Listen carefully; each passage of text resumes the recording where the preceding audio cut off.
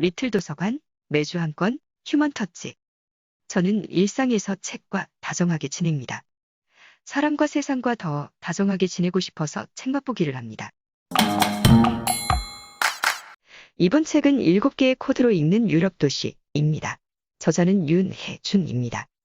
저자는 지난 20여 년간 서양의 문학, 철학 역사를 현지에서 느끼고 체감하고 싶어서 기회가 있을 때마다 유럽 도시들을 찾았다고 합니다. 그 유럽의 도시들을 주인공 삼아 쓴 책이 바로 이 책이라고 저자는 다음과 같이 밝히고 있습니다. 이 책의 주인공은 유럽 도시들이다. 기원전 5세기부터 2020년 4월까지 긴 시간을 여행한다. 이 여행 길에서 독자는 영광과 수치, 쾌락과 고통, 아름다움과 추악, 건설과 파괴, 문명과 야만이 만들어낸 유럽 도시의 다양한 풍경과 마주친다. 저자가 주인공으로 삼은 유럽 도시들이 겪은 산전수전을 보면서 사람들의 애환과 무척 닮았다는 생각이 들었습니다. 유럽 도시를 주인공으로 삼은 것은 곧 우리들을 주인공으로 삼은 것과 마찬가지가 아닐까 싶었습니다. 도시의 희로애락이 사람의 그것과 별반 다르지 않았기 때문입니다. 도시는 사람을 품어야만 도시가 됩니다. 사람 없는 도시는 있을 수가 없습니다. 나와 가장 잘 통할 것 같은 도시를 찾아가며 책을 읽어 나가는 것도 흥미를 더해줄 것 같았습니다. 저자는 7가지 주제 아래 유럽 도시를 정리하고 있습니다. 유럽 여행 길잡이가 되어줄 7가지 코드는 바로 돌, 물, 피, 돈, 불, 발, 꿈입니다. 그러니까 저자는 도시에 박혀있는 돌에서 역사를 읽습니다. 도시의 생명과 함께 할 수밖에 없는 물에 주목합니다. 피가 스며있고 돈이 얽혀있는 도시를 파헤칩니다. 불에 탄 상처를 지니고도 여전히 아니면 어쩔 수 없이 꿈을 품은 도시를 이야기합니다. 도시가 도시인 이상 사람의 발길이 끊이지 않을 것을 전망합니다. 저자는 이 책을 쓴 이유에 대해 다음과 같이 밝힙니다. 60세를 바라보고 있는 지금, 이제는 대학의 울타리 바깥의 독자들에게도 깨달은 바를 전하고자 이 책을 썼다. 유럽 도시, 서구 문명, 인류 역사에 대해서 할 말이 있기 때문이다. 그러나 하고 싶은 말을 하기 위해 유럽 도시들을 핑계 삼지는 않았다. 모든 것은 팩트, 객관적 역사다. 유럽 도시 인문 기행에 소중한 당신을 초대한다. 객관적 역사의 저자의 주관적 해석을 어떻게 얼마나 담았을지 궁금해하며 책을 펼쳤습니다. 책은 역사적 사실을 현장과 함께 전달해주니 실감나게 다가옵니다. 저자가 들춰내서 보여주는 유럽 도시는 단 한시도 경쟁과 대립을 멈춘 적이 없었습니다. 도시가 건재하다는 것은 어떤 무엇과의 대립 속에 있다는 것을 의미했습니다. 대립은 곧 응징할 힘이었고 평화를 지킬 수 있는 능력이었습니다. 균형을 잃었을 때 도시의 건물은 파괴되고 시민은 살육당했습니다. 책은 유럽 역사 속에 깃들어 있는 무수한 대립 양상을 보여줍니다. 예를 들자면 보수 교황파와 진보 루터파에 대해, 또 공화정과 황제정에 대해 그 성과와 과오를 그대로 노출하고 있습니다. 그렇지만 저자는 어느 한쪽을 지지하는 속내를 드러내지는 않습니다. 어느 한쪽을 옳다고 단정하지도 않습니다. 저자가 여행을 통해 직접 체득한 치우치지 않은 견해가 바로 저자가 책에 담고 싶었던, 진정하고 싶었던 말이 아닐까 싶었습니다. 우리들은 우리들의 교과서가 우리들의 선생님이, 우리들의 시대가 우리들의 국가가 주입한 역사관을 가지고 있습니다. 각 세대별로 자신들이 주입받은 역사가 진정한 역사라고 우기기 마련입니다. 내가 알고 있는 역사가 아니면 왜곡된 역사라고 단정하기도 합니다. 이렇게 치우친 역사관을 저마다 갖고 있는 독자들을 저자가 속 시원히 대변해 줄 리는 만무합니다. 그 점 때문에 독자들 중에는 저자를 상대 입장 쪽에 치우친 사람으로 규정할 것도 같았습니다.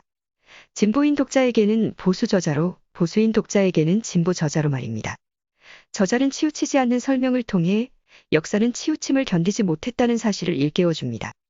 진보이든 보수이든 어떤 한편으로 치우친다는 것은 파괴와 살육을 예비했습니다. 많은 계층이 어우러져 사는 도시는 치우침을 용납하지 않았다는 사실을 유럽 도시는 보여줍니다. 치우침을 균형 잡힘으로 되돌리기 위한 저항은 엄청난 파괴와 무서운 살육이 수반되었다는 역사적 사실로 입증하면서 말입니다. 그러니 역사에서 배울 점은 견제와 균형의 중요성인 듯했습니다. 역사가 성숙하고 도시가 성숙한다는 것은 치우침을 자각하는 데에서 시작된다는 사실을 이 책은 깨닫도록 해주었습니다. 책은 치우침이 커지기 전에 미리미리 균형점에서 멀어지지 않도록 누구라도 조율하고 감시할 수 있기를 바라는 마음을 갖도록 해줍니다. 치우침이 이미 커져버렸다는 것은 정의보다는 불의의 양이 비대해졌다는 것을 의미했습니다. 쌓여진 불의가 커지도록 방치한 대가는 더 혹독한 저항의 불길을 치솟게 했습니다. 그런 사실을 저자는 돌, 물, 피, 돈, 불, 발, 꿈이라는 7개의 코드에 담아 치우침 없이 실감나게 전달해 줍니다. 7가지 코드 중에서 돌에 대해 거론하는 챕터에서는 신전, 석상, 모자이크 벽화, 탑, 대리석 그림, 석조 건물, 요새, 방벽, 성당의 돌기둥과 돌벽 같은 것들을 만날 수 있었습니다. 역사적인 돌을 대표하는 유럽 도시에는 로마가 있었습니다. 로마의 역사를 보면 공화정이기도 했다가 황제가 다스리기도 했습니다. 그뿐만 아니라 황제파와 교황파는 서로 흠집을 내며 투쟁을 일삼았습니다. 그러니 비너스가 자태를 뽐내기도 했다가 성모 마리아가 온화한 미소를 짓고 있기도 합니다. 최근 로마가 그런 역동적인 현장임을 판테온 신전을 통해 다음과 같이 알려줍니다. 판테온은 모든 신들을 섬기는 신전이라는 뜻이다. 로마 중심가에서 아직도 그 웅장한 자태를 뽐낸다. 고대 로마 시대에는 주요 남신과 여신들의 석상이 원형 벽에 빙 들러서 있었다. 신들은 그곳에서 영원히 늙지도 죽지도 않는 자기들과는 달리 불행히도 늙어 죽을 운명인 인간들을 경멸스럽게 내려다보았다. 그러나 4세기에 로마 제국이 기독교를 받아들이자 비너스를 비롯한 판테온 신들은 그리스도의 십자가 앞에서 모조리 쫓겨갔다. 이제 판테온의 신들이 서 있던 자리는 비어있다. 그 대신 르네상스 화가 라파엘로의 무덤과 16세기 화가 로렌체토의 작품 바위 위에 성모 석상이 맞아준다. 비너스가 사라진 판테온에는 마리아가 온화한 미소를 짓고 서 있다. 저자는 이탈리아 라벤나에서 꼭 만나고 올 두 사람을 추천해 줍니다. 그들은 산비탈레 성당 모자이크 벽화 안에 존재합니다. 벽화 안에 들어있는 두 사람이지만 그들에게서 갇혀있는 느낌을 받을 수는 없습니다. 인습적인 틀을 초월한 사랑을 한 그들이기 때문입니다. 황제의 본처는 그들의 사랑 의지를 당해낼 재간이 없었는지 아름다운 자연도태의 길을 선택함으로써 두 사람의 사랑이 이루어지도록 해줍니다. 한편 자신의 첩을 황제에게 바쳐야 했던 고위 공직자는 위대한 양보심을 발휘하여 그들의 사랑은 완성시켜줍니다. 저자는 벽화 속의 두 사람을 다음과 같이 소개합니다. 산비탈레 성당벽에서 약 1500년째 살고 있는 비잔틴 제국의 유스티니아누스 황제 부부가 그들이다. 황후는 과감한 노출과 농염한 자세가 특기인 인기 여배우였다. 그녀는 무대 밖에서 남자들을 맞아들이는 것도 주저하지 않았다. 그녀가 연예계를 은퇴하고 고위 공직자의 첩으로 지내던 중 황제를 만난다. 이 무렵 그녀는 예전의 그녀가 아니었다. 그녀는 지극히 경건한 기독교인으로 변신해 있었다. 황제는 본처가 죽자마자 그 즉시 그녀를 황후로 앉힌다. 사람들이 행여나 왕후의 과거를 들먹이며 뒤에서 수군될까봐 유스티니아누스는 항상 황제와 황후를 동등한 자격으로 대우할 것을 명했다. 황제의 뜻을 읽어낸 이가 의도적으로 황제와 황후가 서로 마주 바라보도록 벽화를 배치했다. 그 정교함과 정성스러움에 있어서도 어느 한쪽이 다른 쪽에 처지지 않는다. 7가지 코드에서 물에 속하는 역사로 언급한 것으로는 소크라테스가 받아 마셨던 사약, 아테네의 목숨이 걸려있던 피레아스 항구, 단테가 물로 세례를 받았던 피렌체의 산조반니 세례당, 베네치아의 운하, 로마 나보나 광장의 분수, 독일 프랑크푸르트의 맥주와 사과조, 프라하의 불타바 강과 피렌체의 아르노 강 등이 있습니다. 사약과 술이 물이라는 코드에 포함된 것이 재미나서 옮겨보기로 합니다. 고대 아테네의 영광이 오래가지는 못했다. 기원전 1세기 로마 제국에 편입된 후로 아테네는 도시국가로 존립하지 못했다. 로마 제국 이후로도 비잔티움 제국, 오스만 제국이 차례대로 아테네를 다스렸다. 19세기에 들어와 독립국가 그리스의 수도로 새로운 삶을 시작한 아테네의 오늘날 모습에서 고대 유적 몇 개를 빼면 서구 도시의 원조와 아테네의 자취를 찾아보기는 쉽지 않다. 물론 사상과 철학의 역사에서 아테네는 잊힌 적이 없다. 시민들은 민주적 인민재판을 통해 소크라테스에게 사형을 선고했다. 소크라테스의 재판 과정을 지켜본 플라톤이 소상히 기록해서 후대에 남겼다. 플라톤은 소크라테스에게 사약을 마시고 죽게 한 인민재판을 가능케 했던 민주주의를 경멸했다. 민주주의라는 말로 번역된 데모크라티아는 군중의 지배다. 고대 아테네는 토종 남성 군중의 지배였다. 유럽 도시치고 술을 즐기지 않는 곳은 없었다. 알코올 성분 음료는 생활의 필수품이었다. 프랑크푸르트에서 제일 싸고 흔한 음료는 맥주였으나 부유한 시민들은 와인을 선호했다. 1500년대가 끝나갈 무렵부터 기후의 변화가 온다. 포도 농사를 망치는 일이 비일비재했다. 중산층들이 와인 생활을 포기해야 할 상황이 되자 포도밭 주인들과 와인 장수들은 새로운 돌파구를 사과주에서 찾았다. 사과주는 프랑크푸르트의 가난한 서민들이 마시던 술이었다. 와인 장수들은 서민뿐 아니라 중산층도 즐길 수 있는 고급 사과주를 개발하기 시작했다. 사과주는 이내 포도주가 떠난 자리를 성공적으로 메웠다. 프랑크푸르트 사람들의 사과주 사랑은 이렇듯 유구한 역사를 자랑한다. 7가지 코드 중에서 피에 대해 논하는 제3장은 진짜 피범벅을 보여줍니다.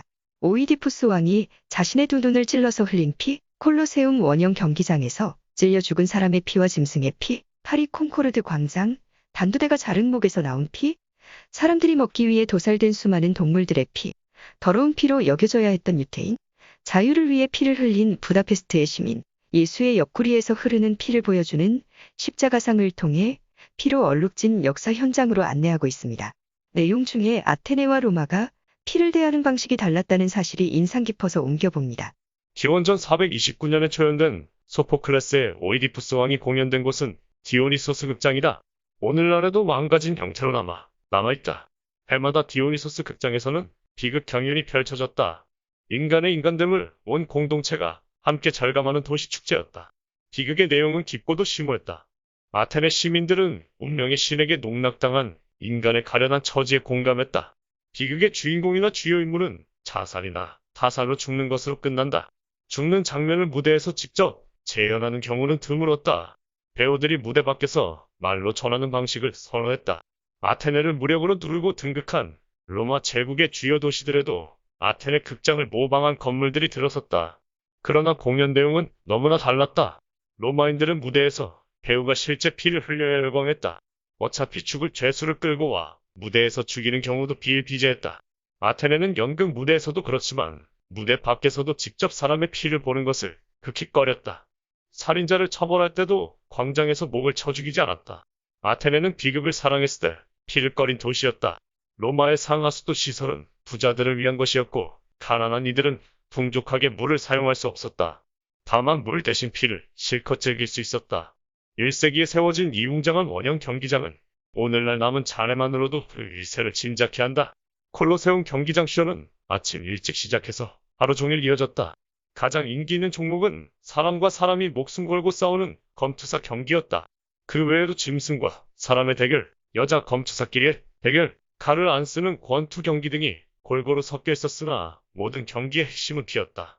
칼에 찔려 죽는 짐승의 피, 또는 짐승에게 갈기갈기 찢겨 죽는 사람의 피, 그리고 검투사와 검투사의 피로 범벅이 된 결투. 네로 황제 때는 콜로세움에서 기독교도들을 잡아와서 온갖 창의적인 방식으로 죽이는 것도 고정 프로그램 중 하나였다. 콜로세움에서 피를 흘리며 쓰러진 인간과 동물들은 로마 외곽의 웅덩이를 파고 뒤죽박죽 내다버렸다. 시체 쓰레기장은 1890년대에 무려 75개나 발견되었다. 발굴 당시 2000년의 세월 동안 이 웅덩이들에서 썩고 있던 유기물들은 여전히 지독한 악취를 풍겼다.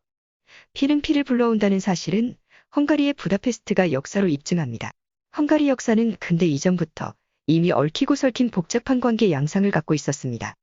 그런 헝가리에서 선과 악은 뒤엉켜서 무감각해지고 내 편과 내 편 아님의 이분법적 구분만 무조건적으로 작동합니다. 이성적 판단이 모호해지면 에라 모르겠다 짐승적 야만성이 분출할 우려가 있습니다. 식민지와 전쟁을 겪은 대한민국도 이미 친미, 친중, 친일, 친북 성향의 사람들이 복잡하게 어우러진 땅이 되었습니다. 생존에 유리한 줄서기가 점점 애매해져서 호락호락하지 않게 될지도 모릅니다. 이런 염려를 야기시킨 책의 내용을 옮겨봅니다. 헝가리는 히틀러 쪽에 서서 제2차 세계대전에 참전했고 히틀러의 인종청소에도 적극 가담했다. 헝가리 전역에서 끌려간 유태인이 아우슈비츠 수용소에서 숨을 거뒀다. 부다페스트에서 잡혀가 죽은 유태인만 10만 명이었다. 그런데 전쟁이 독일의 패전으로 끝났다. 소련군이 헝가리를 접수했다. 독재 권력을 위임받은 자는 유태인 공산주의자였다. 그는 프롤레타리아 혁명을 진전시켰다. 약 2,000명을 처형시키고 10만 명 이상을 투옥시키고 4만 4천 명을 강제노동 수용소에 가두고 1만 5천 명의 상류층들을 집단 농장에 보냈다. 조금이라도 정부에 도전할 기미가 보이면 비밀경찰이 찾아와 잡아갔다. 체포, 고문, 처형은 일상사가 됐다. 뱀 광장에서 청년 학생들은 반소련 반정부 시위를 벌였다. 저녁 시간이 되자 많은 시민들이 시위대와 합류했다. 일부는 스탈린 동상을 공격했다. 교회 건물을 헐고 세운 25m가 넘는 거대한 우상은 그날 밤 말끔히 해체되었다. 경찰은 사격으로 시위대에 답했다. 다음날 시민들은 도시에 나타난 시커먼 소련 탱크를 보았다. 시민들은 물러서지 않았다. 소련 탱크들이 퇴각했다. 시민들과 학생들의 환희는 오래가지 못했다. 소련 탱크들은 다시 돌아왔고 온 도시를 장악했다.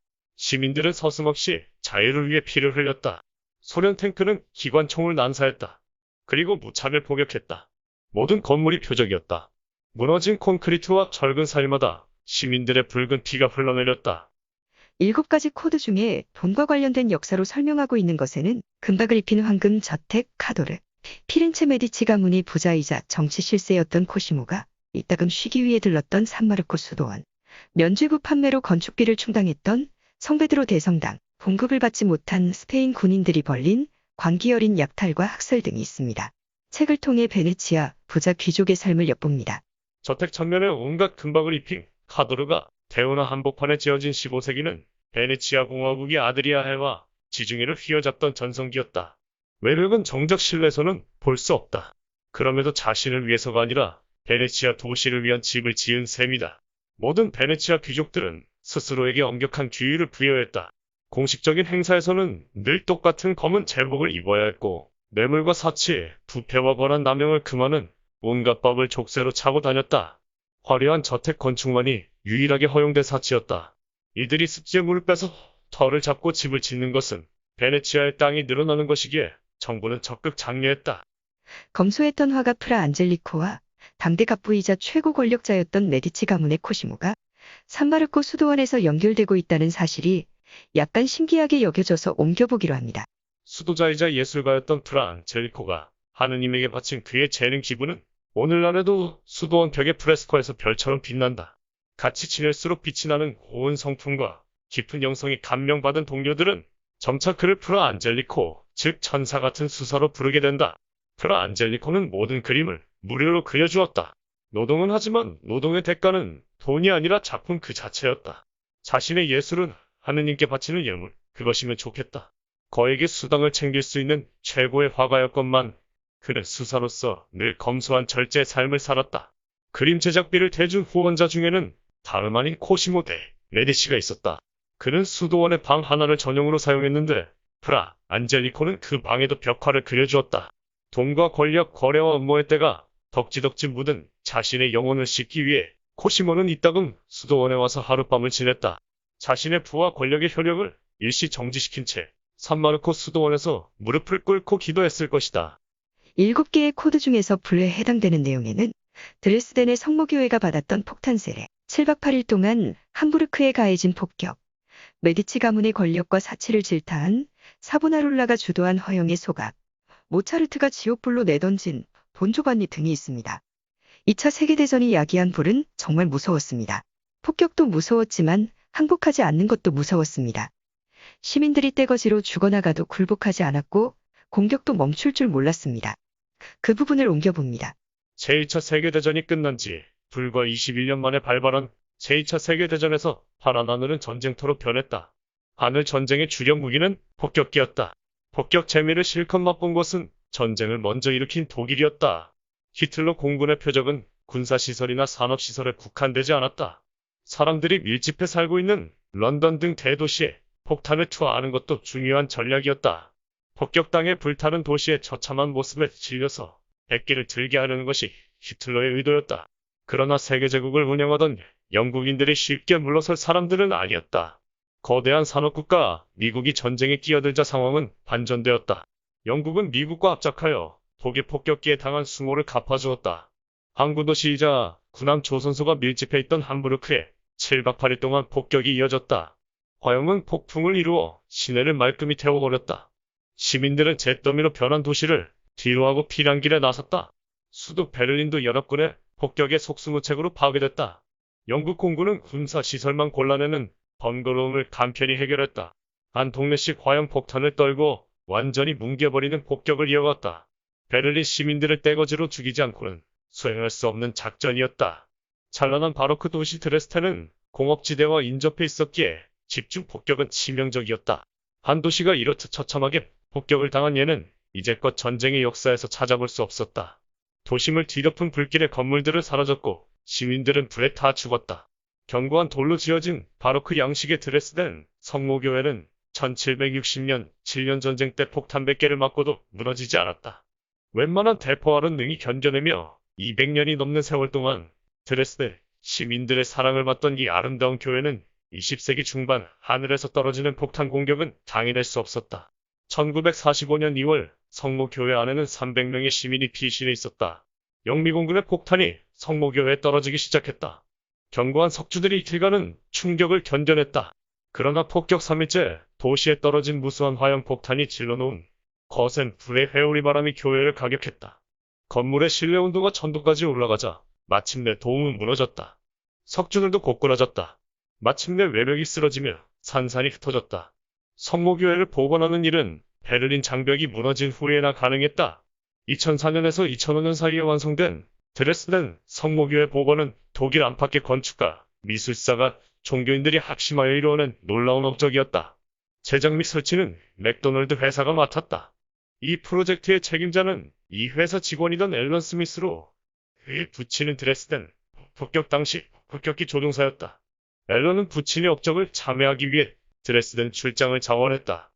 7개 코드 중에 발이라는 챕터에서 전개되는 내용들에는 냄새와 소리로 발길이 저절로 옮겨질 수 있는 길드의 작업장이 있던 골목길 바르셀로나의 고딕 동네, 개신교에서 가톨릭교로 개종한 앙리 4세가 만든 퐁네프 다리가 파리 최고의 명물 산책로가 된 사연, 런던 거리를 걷다가 사랑을 나눌 수도 있었던 웨스트민스터 다리, 피자맛에 이끌려 지저분한 길도 마다하지 않고 걷게 만드는 나폴리 제수 누오보 광장, 명작과 한적한 대화를 나누며 걷기 좋은 갤러리, 마드리드 프라도 미술관, 모든 길을 로마로 통하도록 만든 아피아가도, 프랑스 남부 니스 해변에 있는 영국인 산책로 등이 있습니다. 그 중에서 상류층은 위쪽에 살고 서민층은 아래쪽에 사는 나폴리에 대한 부분을 옮겨봅니다. 나폴리의 공기 좋은 고지대, 보메로에 사는 부자들도 서민층이 사는 저지대 피자맛과 냄새에 끌려 케이블카를 타고 제수 누오보 광장으로 내려오곤 한다. 어느 도시마다 부자 동네와 서민 동네가 구별되어 있기 마련이다. 런던은 서와동으로 부와 빈이 갈리고 파리는 중앙과 변두리로 부자 도시와 가난한 도시가 나뉜다. 반면에 나폴리는 공기 좋은 고지대에 부자들의 주택가가 들어서 있다.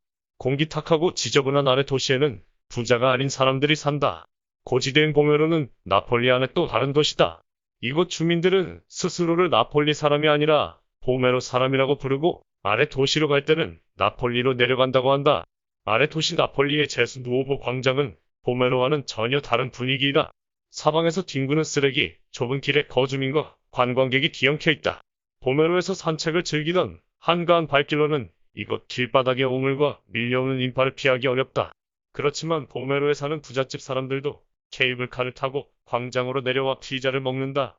더러운 길바닥의 오물을 피해 다녀야지만 다른 곳에서는 그 맛이 나오지 않기 때문이다. 7개 코드 중에서 이제 마지막 꿈에 대한 부분이 남았습니다. 저자는 꿈과 관련된 챕터에서 단테가 피렌체를 사랑하며 내려다 봤음직한 산위성 미나스 교회 앞 자그마한 광장, 미켈란젤로의 천장화와 벽화를 볼 수 있는 바티칸의 시스티나 경당, 베토벤의 합창이 연주되었던 빈 키른트너트워 극장, 맨체스터 빅민가 여성과 결혼한 엥겔스와 그의 친구 마르크스, 균등과 평등을 추구하여 철근 콘크리트로 쌓아 올린 사각형 건물, 남자 보호 없이 여자들도 활보할 수 있게 된 런던 본드가 코로나 바이러스 상황에서 보첼리가 희망을 노래한 밀라노 두오모 대성당에 대해 이야기하고 있습니다. 그 중에 미켈란젤로가 그린 30대와 60세의 작품 속에서 그의 꿈을 상상해 보기로 합니다. 책은 미켈란젤로의 두 작품에 대해 다음과 같이 비교 설명합니다. 시스티나에 남긴 미켈란젤로의 걸작, 천장화와 벽화는 같은 화가의 업적이지만 성향과 느낌이 사뭇 다르다. 천장을 뒤덮은 구약 창세기 장면들은 균형 잡힌 신체와 안정된 구도가 돋보인다. 자비로운 노인의 모습을 한 창조주가 건장한 청년 아담을 빚어내고 손가락을 뻗어 생명을 불어넣어준다. 금지된 과실을 먹고 낙원에서 쫓겨나는 아담과 이브, 두 남녀는 슬프지만 차분하다. 그러나 벽화는 전혀 다른 세계를 펼친다. 구원받은 영혼들을 천국으로 끌어올리고 저주받은 영혼들을 지옥으로 내던지는 예수의 두 팔. 예수의 상체와 하체는 균형을 이루지 않는다. 심판자 예수 곁에 움츠리고 있는 성모는 더 이상 중재자 역할을 포기한 듯 고개를 돌리고 있다. 천장을 그릴 때 미켈란젤로는 아직 30대 젊은 화가였다. 미켈란젤로가 한참 천장화 작업을 하던 1510년 마르틴 루터가 로마를 방문한다. 화려한 르네상스 도시 로마를 보고 루터는 환멸과 분노에 사로잡힌다. 성당을 이겨도 신전처럼 지어놓다니 추기경들은 어찌 저리 거만하고 사치스러울까? 이 짓들을 하려고 면죄부 장사를 한단 말인가? 루터는 결국 그리스도의 교회를 둘로 갈라놓는다. 1527년 로마는 가장 끔찍하고 가장 참혹한 고초를 당한다. 숱한 겁탈과 살육, 방어와 파괴의 연속이었다. 교황이 황제 카를로스 5세에게 대든 대가는 혹독했다. 이미 루터의 개신교를 받아들인 황제의 용병들은 로마를 마음 놓고 짓밟았다. 독일 용병들은 교회와 수도원을 파괴하고 수녀들을 겁탈하고 귀부인들을 납치해 매춘을 강요했다. 용병들이 떠난 로마의 모습은 처참했다. 로마 약탈의 후유증을 아직 앓고 있던 바티칸에서 얼굴에 겹겹이 주름살이 새겨진 미켈란젤로는 벽화 최후의 심판을 1535년부터 그리기 시작했다. 천장화의 인류 역사의 시작을 그렸던 30대가 훌쩍 지나 미켈란젤로의 나이는 60세가 되었다. 언제 닥칠지 모르는 죽음을 의식할 나이였다. 퇴색할 수밖에 없는 60세 미켈란젤로의 꿈과 작품은 오히려 자연스러워 보입니다. 60대의 그림이 30대의 그림과 똑같은 에너지와 여운을 가졌다면 오히려 그것은 거짓이고 가장일 것입니다. 미켈란젤로는 자신의 기운만큼 충실하게 또 솔직하게 작품을 남김으로써 죽음의 꿈에 다가설 수 있지 않았을까 싶습니다. 기운이 덜 충만하다는 것은 치우침에서 저절로 벗어나게 해줍니다. 미켈란젤로의 60세와 저자의 60세가 겹쳐 떠오릅니다. 고집과 교만을 내려놓고 치우침에서 벗어날 수만 있다면 60세 나이는 더 신뢰받을 수 있을 것 같기도 합니다. 7개의 코드와 함께한 유럽 여행을 끝내며 책을 덮습니다. 이만 책 맛보기를 마칩니다. 지금까지 리틀 도서관 매주 한 권 휴먼터치 황진이었습니다. 책 맛보기는 그저 제가 경험한 책, 사람, 세상 이야기일 뿐입니다. 이야기하다 보면 사람이 덜 된 저 자신을 즐겁게 발견하게 됩니다.